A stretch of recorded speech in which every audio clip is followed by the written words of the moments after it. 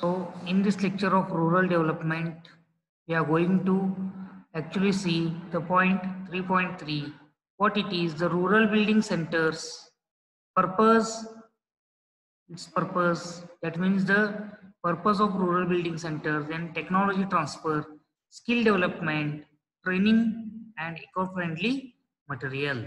From that, the first point we are going to see today is what is the meaning of rural building centers. So first of all, we should see meaning of rural development centers. In the rural development centers, the main problem faced by the rural people is of the market and its technology, how to develop, how to manage, and all these things. So to develop the market, they need the employed persons or the training persons or trained persons who can actually handle all the pressures of the market and give the maximum profit to the persons living in the rural area.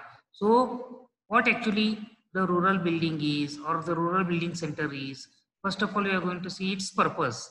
The first purpose is this policy is aimed at catering to the employment market needs by involving NGO and private companies in importing the required skill in their vocational training institutes. So if we just go through this, the main aim is the catering. What is the meaning of catering? That means you have to provide the needs of the market.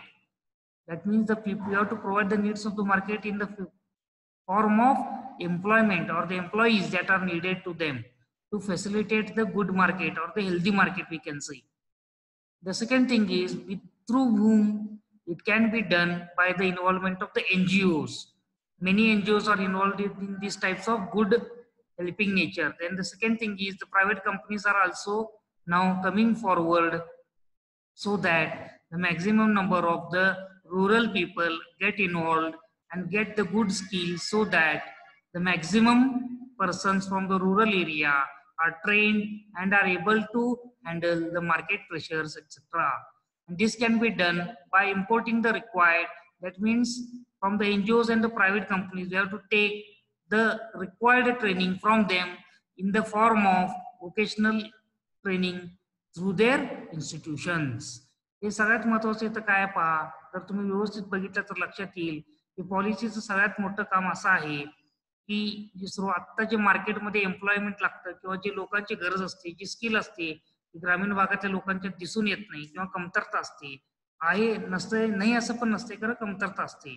आणि त्या कारणानं NGO जे असतात, national जे centres असतात किंवा जे private company असते, त्यांची त्यात इन्व्हॉल्वमेंट वाढवून त्यांना वोकेशनल ट्रेनिंगच्या थ्रू अशा पद्धतीने ट्रेनिंग दिलं पाहिजे त्यांच्या इन्स्टिट्यूट मधून की तिथले ग्रामीण भागातली जी लोक आहेत त्यांना ऍक्च्युली काम करता येईल, अतिशय व्यवस्थितपणे काम करून ते ग्रामीण भागातलं जे मार्केट आहे त्याला स्टँड करता येईल. हे जे सगळे कामं येतात हे रुरल बिल्डिंग सेंटर्सच्या अंडर आपण घेतो. Now this policy is strengthened by the establishment of NSDC, or we can say it is the National Skill Development Corporation, that catalyzes the creation of private for-profit vocational institutions following the public-private partnership model rather than training itself. NSDC subsidizes organizations that provide job-oriented skill development training through loans, equity, and tax breaks. What is the meaning of this? How we can do actually this? We can do this through our national team known as the National Skill Development Corporation that catalyzes. What is the meaning of the catalyzation?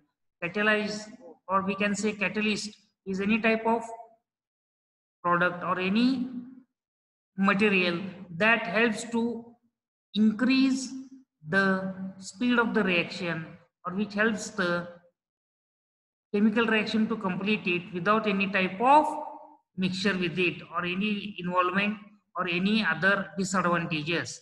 This is known as the catalyst. In the same way, the National Skill Development Corporation also act as a catalyst and helps the people to create the private for profit vocational institutions. Some of the private institutes like Kohinoor Industrial Institutes are involved in making the people skillful or helping the persons in such a manner that they develop the required skill for the industries of the rural areas in such a manner that these vocational courses or these courses are subsidized.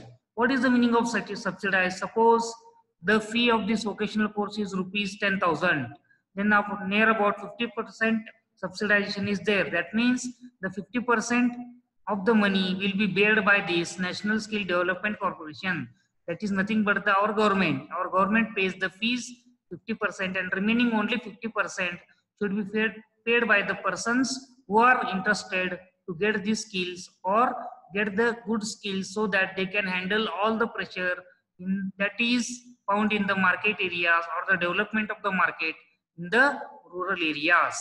Not only this development corporation also use the training which is job oriented, and not only that much, it also provides the loans, the equities and the tax breaks.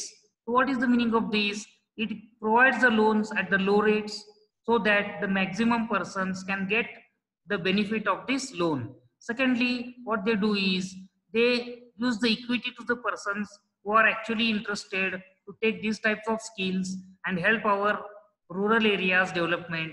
And not only these, suppose the industries are ready to install their industries or install their factories in the rural areas at that time, as a support or to give them some type of support, some of for nearly 5 to 10 years, nearly 50% of the tax are not taken from these companies so that they are interested to actually install their industries in these rural areas.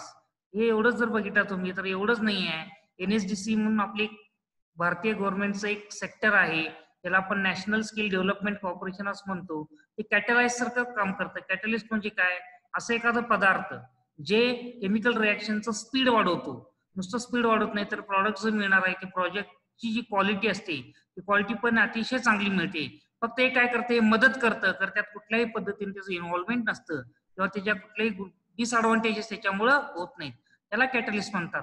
आता chemical reaction मध्ये जसं कॅटलिस्टला काम केलंय त्याच पद्धतीनं NSDC हे लोकांच्या skill development मध्ये काम करतं. तर कुठल्या पद्धतीने काम करतं, हे काय करतं, प्रायव्हेट सेक्टर्सना ह्यात इन्व्हॉल्व्ह करतं, लोकांना स्किल देण्यासाठी, लोकांना वोकेशनल कोर्सेस देण्यासाठी त्यांना प्रोत्साहन देतं. तर कशा पद्धतीनं प्रोत्साहन देतं? प्रोत्साहन देत असताना गव्हर्नमेंट काय करतं लक्षात घ्या, सबसिडी देतं. सबसिडी तर म्हणजे काय करतं ऍक्च्युली, समजा एखाद्या कोर्सची फी 10,000 रुपये असेल, एखाद्या कोर्सची फी 10,000 रुपये असेल तर गव्हर्नमेंट काय करते, 50% सबसिडी देतं. सबसिडी 50% म्हणजे काय, आपले 10,000 मधले 5,000 त्या विद्यार्थ्यांना भरायचे आहे किंवा अशा माणसांना भरायचे की त्याला त्या स्किलची गरज आहे. अशा पद्धतीनं हे स्किलचं एक तर त्याला स्किल मिळतं, आणखीन दुसरं काम असं होतं की 5,000 रुपये पण त्याचे वाचतात आणि राहिलेले 5,000 ते जे शिकवणार आहेत किंवा जे स्किल त्याला देणार आहेत त्यांचं इथं कुठल्याही पद्धतीनं नुकसान होत नाही, तर ते गव्हर्नमेंट त्यांना पैसे देतं. आता परवाच तुम्ही बघितलेला ट्रेनिंग सेंटर्स बऱ्याच ठिकाणी इथं आपल्या जवळ नरसिंहवाडीला पण होतं, सांगलीला होतं, मिरजेला होतं.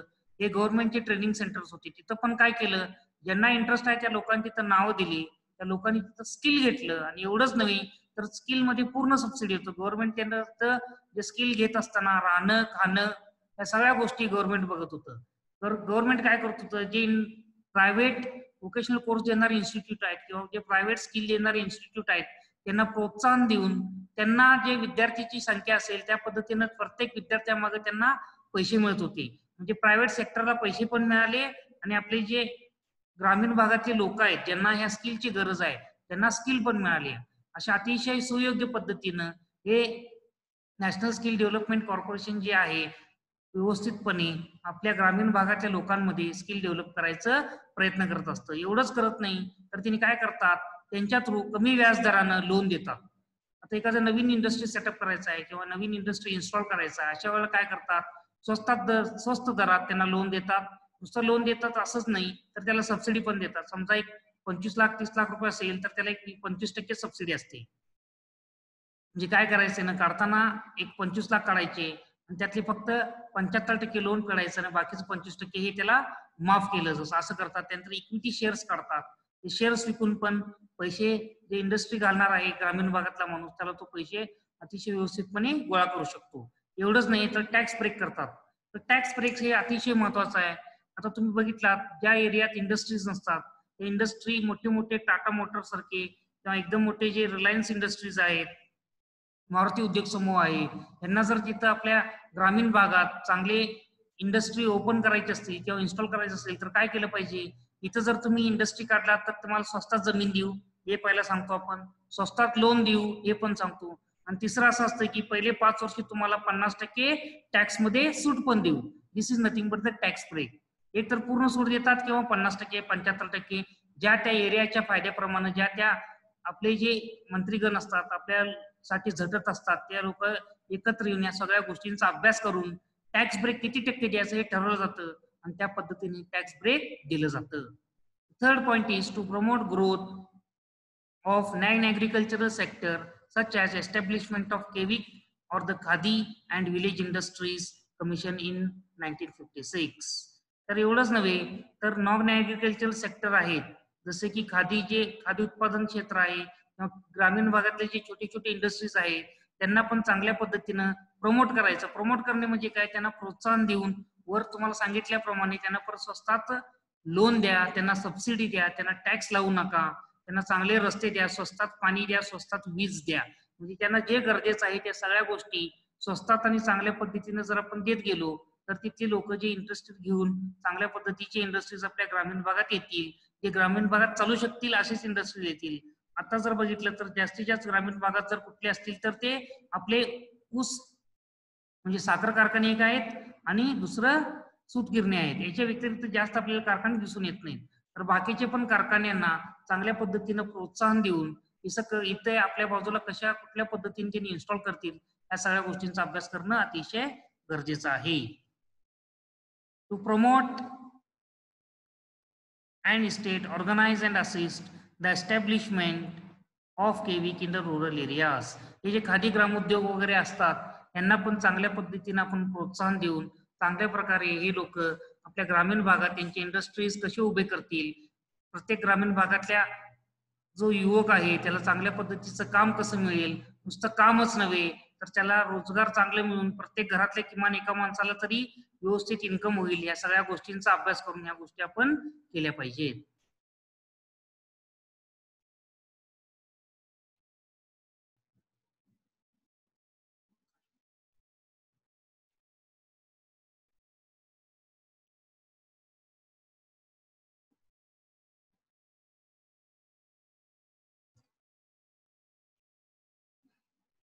Now next is to develop technical skills among the rural poor so that they can earn their own livelihood. आता ग्रामीण भागातल्या लोकांना समजा आपण जर कामाला लावलं तर त्यांना काय काम करायचं हे नेमकं कळत नाही. म्हणजे काम कुठलं करायचं हे जर कळायचं असेल तर त्यांना आपण टेक्निकल स्किल दिले पाहिजे. टेक्निकल स्किलनं काय होतं लक्षात घ्या, एखादा खेळा मारायचा असेल तर आपण हातात खेळा घेतला आणि हातोड्यानं मारायला चालू केलं तर आपल्याला ते व्यवस्थित खेळा आत भिंतीत जात नाही, किंवा खिडकीत म्हणा किंवा आपलं जे वुडन असतात म्हणजे जे लाकूड असतं त्यात पण आपलं खेळा नीट जात नाही तर ते वाकडं होतं. ते असं का होतं तर आपल्याकडे ते मारायची स्किल नसते आणि त्यात वेळ पण जातो, ते खेळा पण खराब होतो. ठीक आहे. आणि जरी आपण त्याला व्यवस्थित करून परत मारला तर त्याला ऍक्च्युअली जी ताकद असते किंवा त्याची ऍक्च्युअली जी स्ट्रेंथ असते ती स्ट्रेंथ तिथं शिल्लक राहत नाही.